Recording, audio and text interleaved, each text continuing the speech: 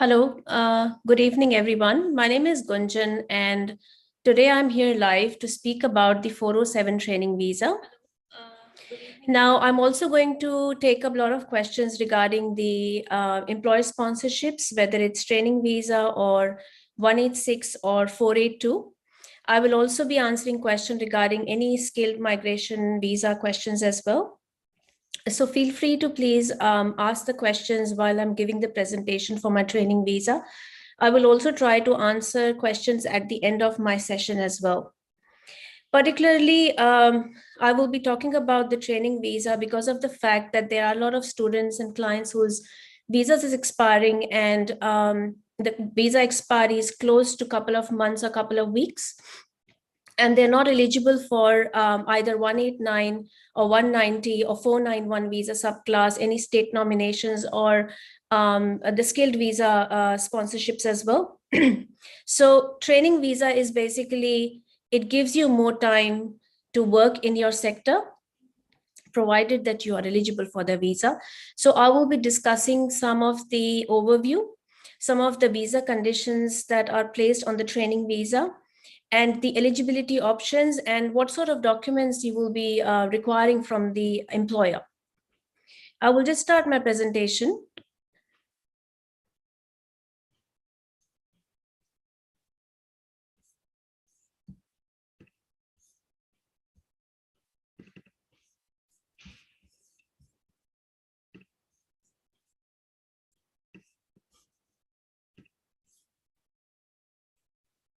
Okay. So good evening, everyone. Again, my name is Gunjan, and I work as a registered migration agent with Aussizz Group in the Melbourne Collins Street office. These are my contact details, and I've been registered as a migration agent since 2008 with more than 11-12 years of experience in the industry. That's my contact mobile number, and that's my email address. You can directly get in touch with me for any questions related to migration, skill assessments, employer nomination pathways, partner visas, state nominations, regional state nominations. You can get in touch with me directly to book your consultation, and we'll discuss your individual streamlined pathway and the roadmap to migration to Australia. This particular presentation is about training visa. Now, I will talk about the overview of the training visa. This is a short stay visa, first of all. That's the overview, so you guys can read it itself, but I will explain you how does it work. It is a part of the employer-sponsored visa. So because it's an employer-sponsored visa, first of all, you do need an employer to sponsor you. This is not like the 482 skilled visa. You don't need to be skilled. There are certain employment requirements that you will need to fulfill the criteria for the training visa. However, you do not need to be highly skilled to apply for the training visa. It's a short stay visa for people to undergo training or professional development in Australia. The word itself says training, so that means the employer is basically sponsoring you to train you in your nominated occupation and upskill you in your nominated occupation. The training visa allows you to undertake training in Australia to meet registration or licensing requirements. Why I say about registration or licensing requirements is because there are different ways of different types of training visas as well. It is one for the registration and licensing. Second is to enhance your skills and your occupation, or for capacity building overseas. Now, the duration of the visa, this visa is generally valid for stay in Australia for 2 years. It is subject to 8102 visa condition, which forbids work apart from the training specified in the visa application. For example, if you are nominated by your employer to work as an accountant, to be trained as an accountant, when you are granted the visa, you do have a visa condition 8102 that says that you must work in the specified training industry of your visa application. So if you're sponsored as an accountant and you have to be trained as an accountant for which you have applied for the visa, you must not work in any other sector. You also must maintain your health insurance. Similar to student visa, or 485, all temporary visas need health insurance maintenance. So you must hold the health insurance while you are on the 407 training visa. This is for both onshore and offshore applications. So you can either be in Australia or overseas when lodging the training visa application. You can also include your family members, your spouse, your children in the visa application as well. The only difference is, obviously, like any other visa, if you are applying for an offshore application, you will not get a bridging visa to stay in Australia legally while your visa application is being decided. If you are applying in Australia, you will be on a bridging visa once you have lodged a valid application. Okay. Now, what is the most common criteria for the training visa? I will go through the basic criteria, but however, I will also discuss what are the requirements of training visa. However, this is just like a summarized criteria for most of the 407 training visas. You may ask any questions related to your particular situation or any visa, not just the training visa. You could ask questions related to any visa, any pathway. Now, for the training visa, you must have turned 18. You should have functional English. The functional English, usually the English requirements for all visas is 3 years validity. You need to keep in mind that if you're applying for a training visa, you should have your English test results valid for minimum 12 months. If they are 2 years old or 3 years old, you cannot use them for training visa. Now, functional English, most of the clients have studied their degree in Australia. For example, I'll again take an example of professional accounting. Like, for example, if you have studied a bachelor's or master's of professional accounting, you do meet the functional English because your medium of study was in English. So if you have done your studies in English in Australia, the degree, you also meet the requirement for functional English. So similarly, like the other criteria, if your primary education, secondary education was in English overseas or in Australia, you meet the functional English as well. I do recommend, if your English is expiring within a couple of weeks, whether you're applying for any visa, you must sit for the English test. Because of the COVID, the test dates are very few. And then obviously clients like medicals, they are not getting dates for English or medicals. So you should book your English test if you think that your English test is expiring within a few weeks. Why? Because even for state nominations like Victoria nomination, they specify that your English test results should be valid for the minimum 12 weeks. So you should have it ready when you receive the nomination approval as well.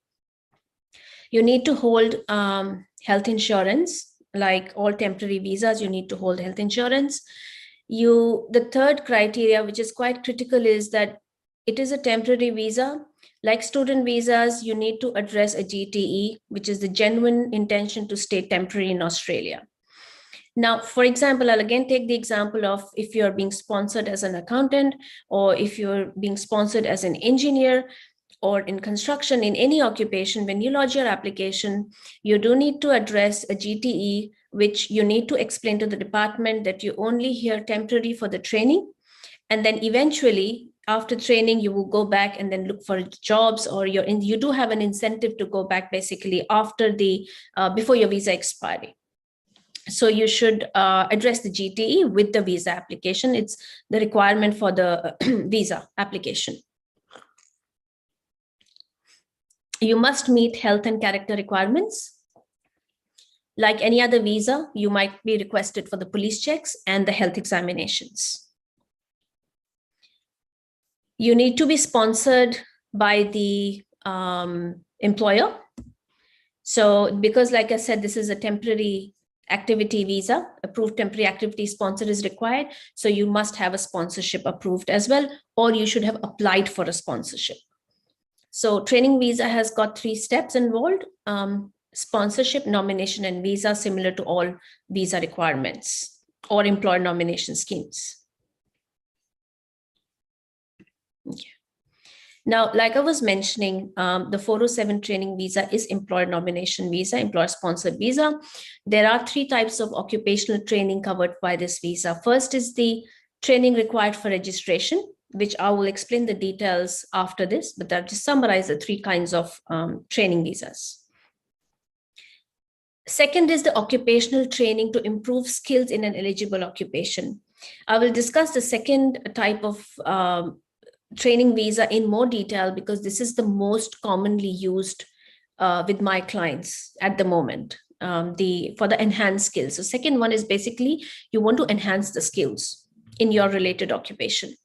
Third one is occupational training for capacity building overseas. This includes the people who are overseas qualified or the government support or professionals.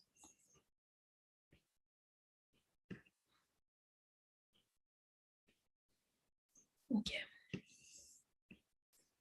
Now, you need to keep in mind that the duration of the training visa is maximum for 6 months to 2 years. So maximum you can be granted for only 2 years. The case officer will decide the length of the visa based how much training you need. So I'll go with examples. So it's easier to understand is, for example, if you have got 2.5 years of experience as an accountant or an assistant accountant, you have 2-3 years, and then you want to lodge a training visa. The company doesn't want to sponsor you on a 482 visa. The company says, okay, we can only sponsor you on a training visa. Now, if a client comes to me and says that, okay, I want to lodge a training visa as an accountant for another 2 years, I would probably say no. And I would suggest that you go for a training visa for either 6 months or 12 months, because at the end of the day, you do need to justify to the department that you have work experience for already 2.5 years or 3 years. Why you would want to be trained as an accountant for another 2 years? And that is a part of the training plan as well, which I will get onto it in my next slides, because training plan is one of the most critical aspect of the whole training visa process. So talking about the length of the visa, because that's one of the most common questions I get, that Gunjan, how long will I get the training visa for? That will be assessed on the case-by-case basis.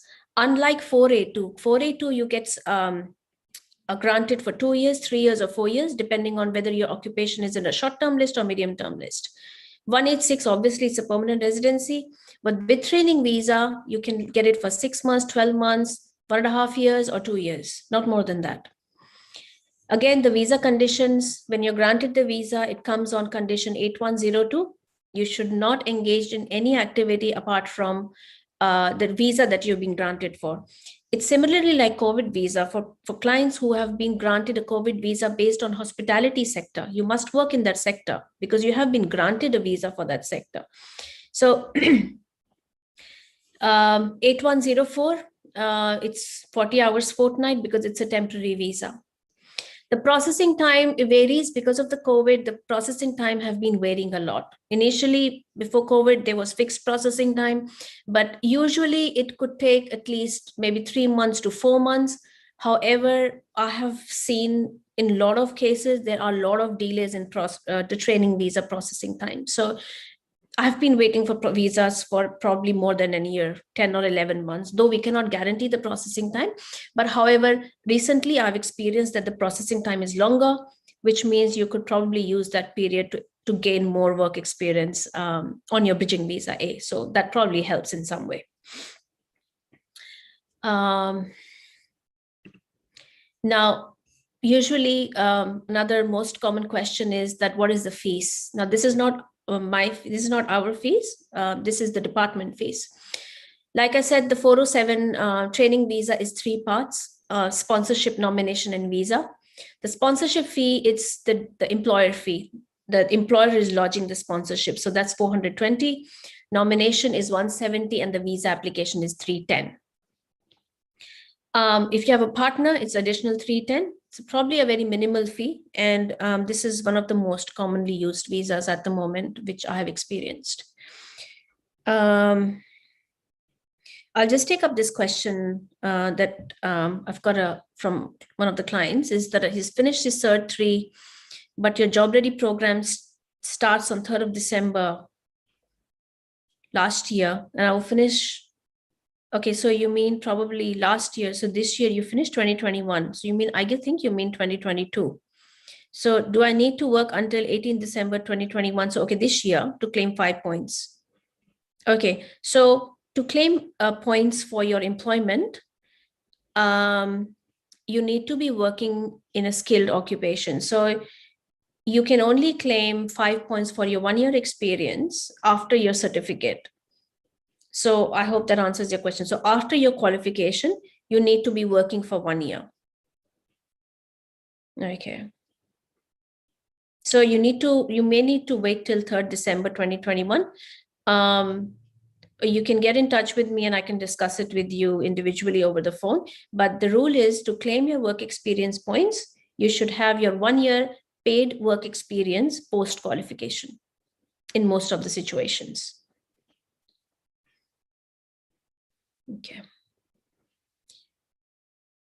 Now, okay.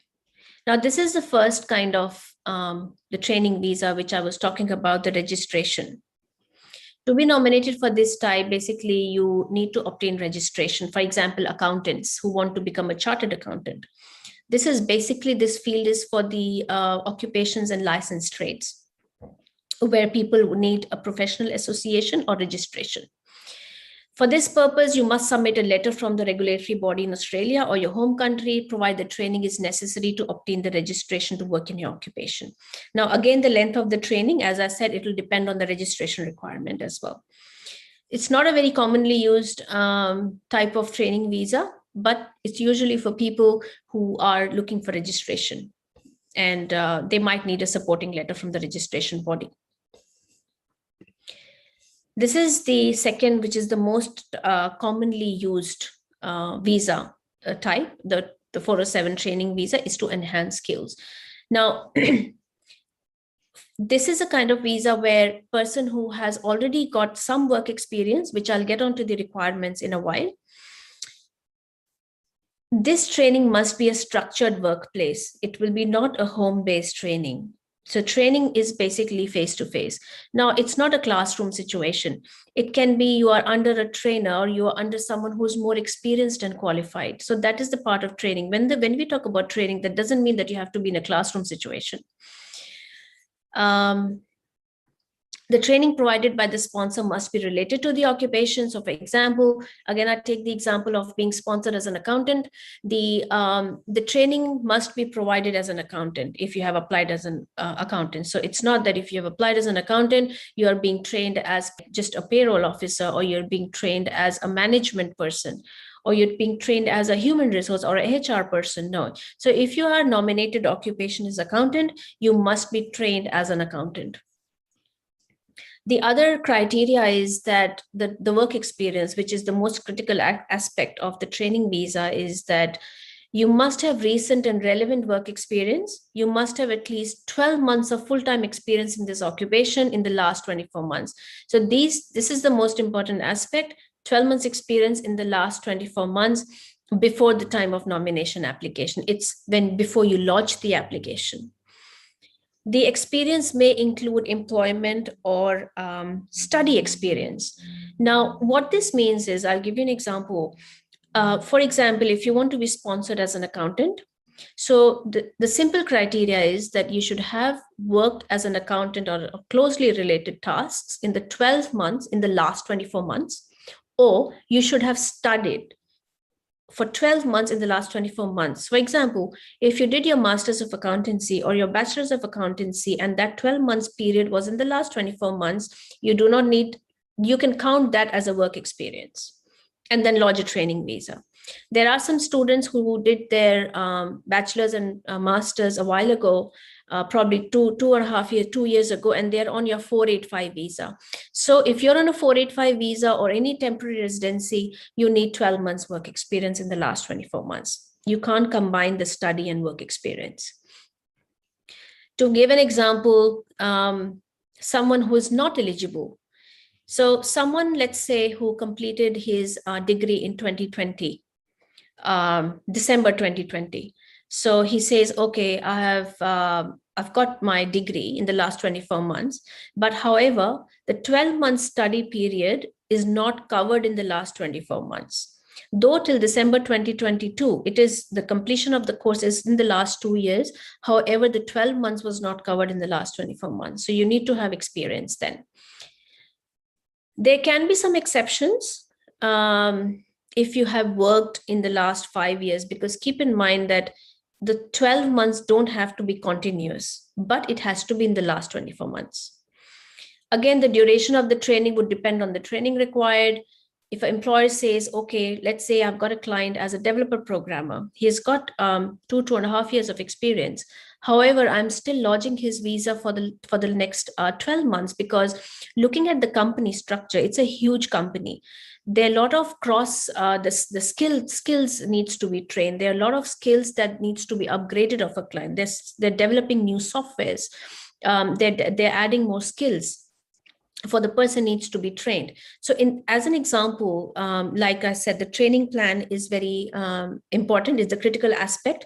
So when you're lodging an application, for example, for a developer programmer, I would be able to suggest, depending on your particular criteria, there are a lot of requirements, the company requirements. What does the company do? Who is your trainer? How long they need to train you for? So that all part comes as a training plan. And then we will be able to decide that how long you should apply for your training visa for. A lot of cases I have seen that there are people who are applying for straight 2 years visa because they want 2 years visa. But you need to keep in mind that just because you need another 2 years visa, you do not lodge another 2 years visa for training visa, because you need to justify at the end of the day that why you need to be trained for 2 years. So you need to be convinced yourself that, okay, you ask a question to yourself, do I need to be trained for another 12 months, 6 months, or 2 years? If you can justify it, obviously you can convince the case officer. All right. I'll just take up a question in between before I get onto the documents required from the employer for the training visa. Okay, Salman is asking, can I apply for a training visa if I'm already on a bridging visa A, waiting for a tourist visa to be granted? I finished my 485 and currently working in accounting from the last 3 months in Western Australia. Okay, so one, you have lodged a tourist visa. So I would want to understand that you lapsed your 485 visa, because of course you can lodge it only once if you haven't studied in the regional area. So I want to understand that why you lodged a tourist visa and how long you have lodged it for. And was that the only option you had apart from COVID visa or student visa or any other visa, as a matter of fact? So you've mentioned you finished my 45, currently working accounting from the last 3 months. So, okay, you lodged your student visa, makes sense now. Yes, you can lodge. When did your previous 485 visa expired? If it expired more than 28 days, you cannot lodge a 407 on a bridging visa A. So the rule is that if you want to lodge a training visa, you should have held the last substantive visa in the last 28 days. It has been more than 28 days. You need to wait for the student visa grant to lodge a training visa. So let me know, when did your 485 visa expired? And with 3 months experience, Salman, you might not be able to lodge the training visa because you need 12 months work experience. However, if you have already lapsed your 485, I assume that your previous study has been more than 24 months. So Feb 2021, so you cannot lodge a training visa on a bridging visa because it's been more than 28 days. So 3 months, I would suggest wait for the student visa grant. Maybe follow up with your agent or the department if you've lodged it yourself, that if they will willing to grant it, or keep working on a bridging visa A. I assume you have full-time work rights on a bridging visa A, so you can utilize that bridging visa A and then keep working full-time. The moment you're about to complete your 12 months work experience, we can work on the training visa if the company is willing to sponsor you. I guess just stick to your employer so that you have an opportunity for a training visa that could build to further visas. I mean, I understand that obviously, like I said, 407 is a GT, is a genuine temporary entrant criteria you need to mention, but obviously you accumulate your work experience and you can figure out the other visa pathways meanwhile as well. I hope that answers your question. Salman is, no, sorry. Okay, there's another question here. Yeah. The nomination process for employer is same as 482. No, it's completely different. 482 nomination is skilled nomination pathway. There are a lot of different criteria: labor market testing, genuine positionness, the market salary research needs to be done. The 407 nomination is completely different. So you can get in touch with me, Pim, and I can explain you the process according to your suitability. Will they consider the financial stability like 482? Yes, they may, of course. Any company that is sponsoring you, and they need to submit their financials. So if a company has been continuously going into a loss for probably 3 years or 4 years, then definitely it makes sense, because why would the company be able to pay you? Like, how will they pay you a monthly salary, and will they be able to sustain you for 12 months? So yes, it is not as critical as 482, the financials of the company, they may, but yes, you cannot, obviously, department can assess your application on the basis of that. Yes. So you need to be careful in that aspect as well.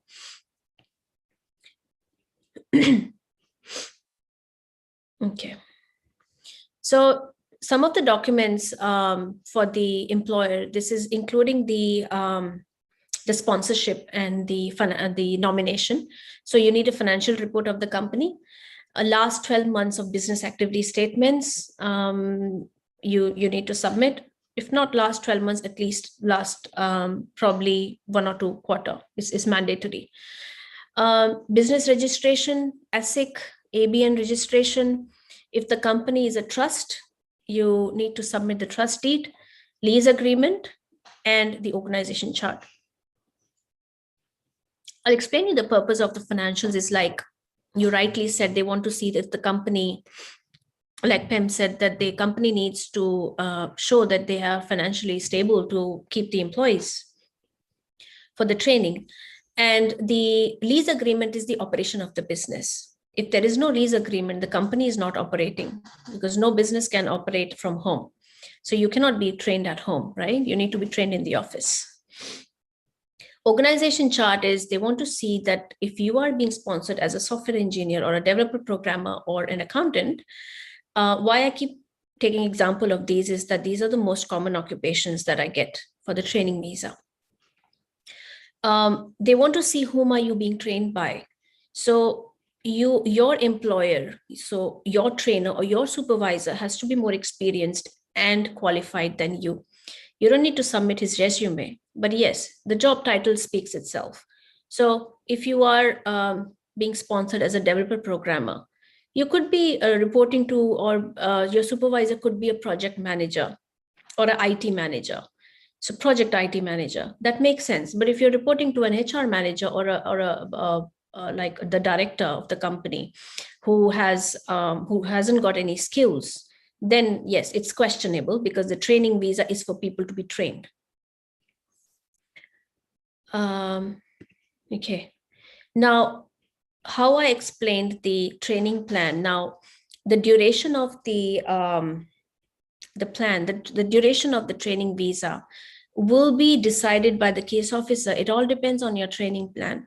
Usually, most of the clients get the training plan done by a professional body. There are companies who draft training plans. However, if you have received a training plan, you do need to go through and make sure that the training plan covers all aspects.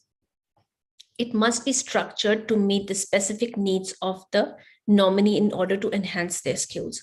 So that training plan should basically address that, how your skills are being enhanced in your occupation. Outline of the objectives of the training and the type of activities involved. That what is the company involved in? What are they going to do?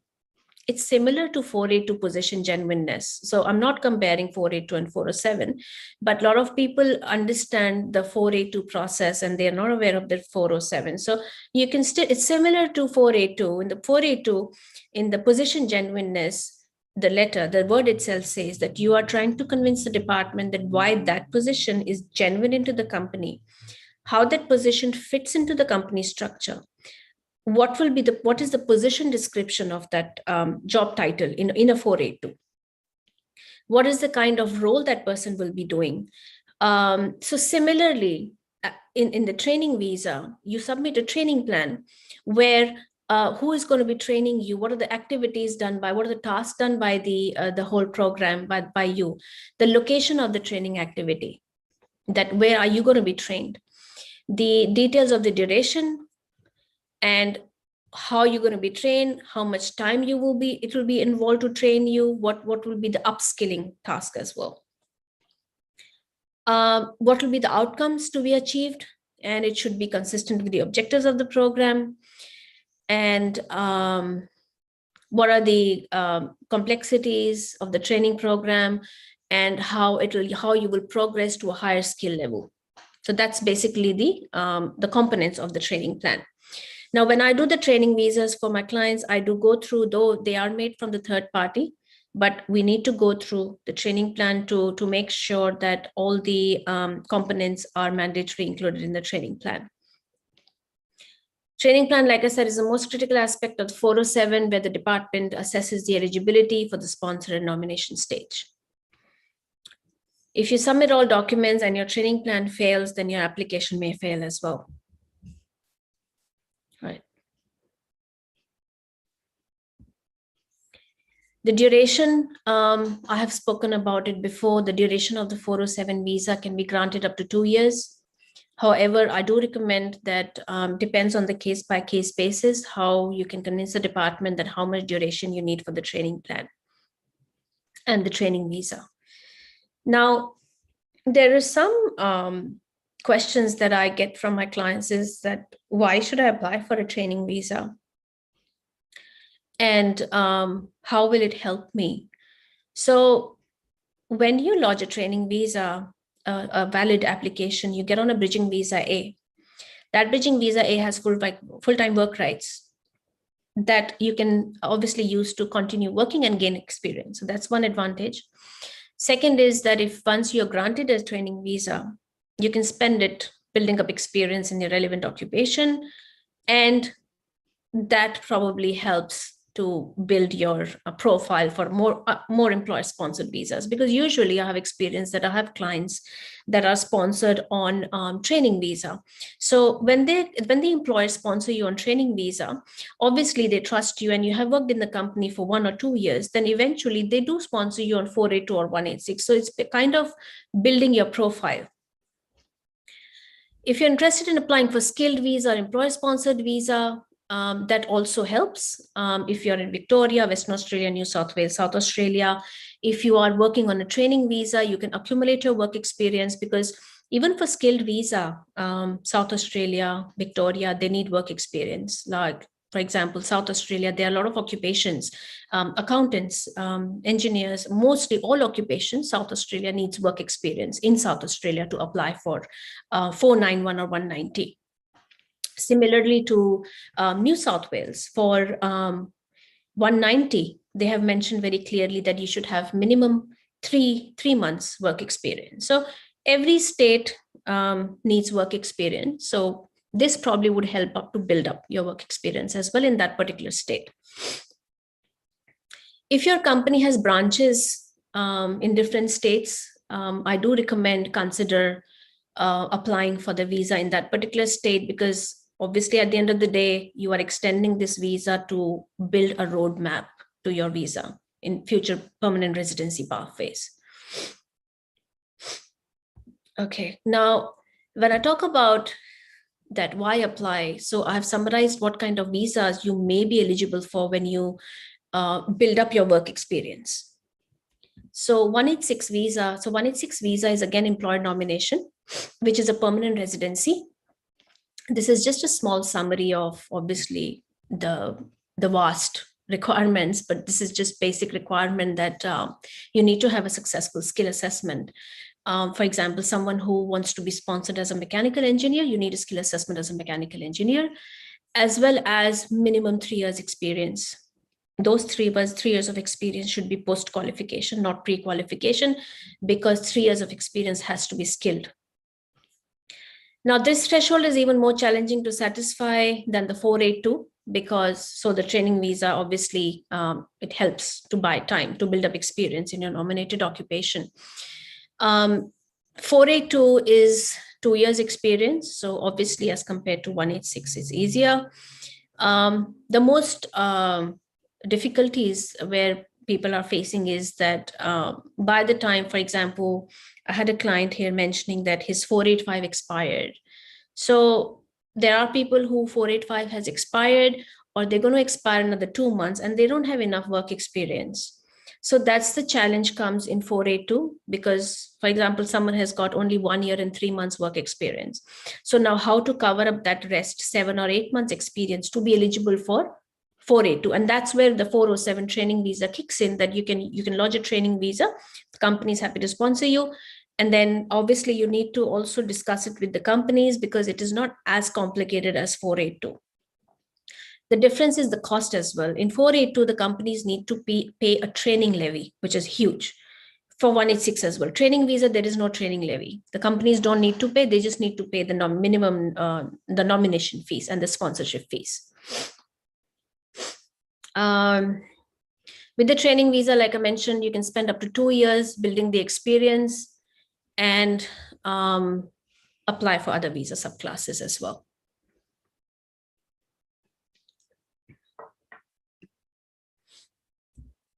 I'll go back to the fees as well once. So, because I get asked a lot of questions related to the fees. This is just the department fees. The sponsorship fee, just make sure that the company needs to bear the cost for the sponsorship nomination. You need to pay the visa application fees. The company has to, because it's the company sponsorship. So company has to pay the sponsorship fee and the nomination fee, and you can pay the visa application fee, similar to the 482. Even for the 482 subclasses, the company has to pay the nomination fee, training levy, and the sponsorship fee, and you can pay the visa application fee. Or if the company has a budget, because I have a lot of companies where companies are big and they do have a budget to sponsor the employee. So they bear the cost of the employee as well for the visa application fees as well. So that's the whole overview for the training visa. To summarize, it's got sponsorship, nomination, and visa pathway. For the sponsorship, you need to submit the company financials, mainly nomination, 12 months work experience in the last 24 months. That work experience can be counted as a study as well. So if you have completed your degree of 12 months study in the last 24 months, you can utilize that for training visa as well. Yes, you do need an employer. For the visa application, functional English, passport, English requirements, as I've already explained, health insurance, GTE, genuine temporary entrant criteria, that it's a temporary visa, so you need to submit a GTE. And you need to show your resume. You need to submit your resume. The purpose of the resume is that you are building, they need to see your work experience. You need to make sure that all the information is consistent. So it's not that, like, for example, some clients mention something on resume. In the online application, there's something else. In the training plan, there's something else. So you need to make sure how your application is presented to the department, presented to the case officer. Attention to detail has to be there. So you can, if you have an employer, even if you don't have an employer, it's better to build your pathway. While on training visa, bridging visa, you accumulate your work experience, work towards the state nomination pathway, explore your options for all states, Tasmania, Northern Territory, Victoria, New South Wales, Perth, Western Australia, Queensland. So while on that visa, build your work experience, explore other options, other visa options, 482, 186, training visa. COVID visa is still there for the essential sectors, 12 months visa. You're working in hospitality, tourism, agriculture. You may be granted a 12 months visa. So yes, so if you have any questions, or if you want to discuss your roadmap to migration to any permanent residency or temporary residency, you can get in touch with me on these details, on this mobile number and email address, or you can follow me on Facebook for any updates. You can follow Aussizz group, and we deal with all migration related inquiries. Okay, I've got one question here, 312512 prospects. Do you want to mention your occupation here? 312-512. That what skill assessment do you hold? And we can discuss, Aussizz, your pathways regarding your skill migration program, or so you need to know your qualifications, because yes, that's an answer code for the particular nominated occupation. However, I would like to know your qualifications and if you hold any skill assessment or any work experience, so I can discuss your visa pathways. I'll see if I have any other questions, or mechanical. So you mean motor mechanic? Mechanical technician assessment. Okay, so if it's for a motor mechanic, then yes, trade occupation. Victoria is currently nominating only candidates in the STEM skills. So science, technology, medicine, and mathematics engineers. Motor mechanic might be maybe later, because they did invite a couple of cook and chef and teachers as well. So they might be looking for trades, Victoria. How much visa have you got left? We can discuss your pathway. So you can just get in touch with me to book your consultation. And then definitely I can discuss these options with you.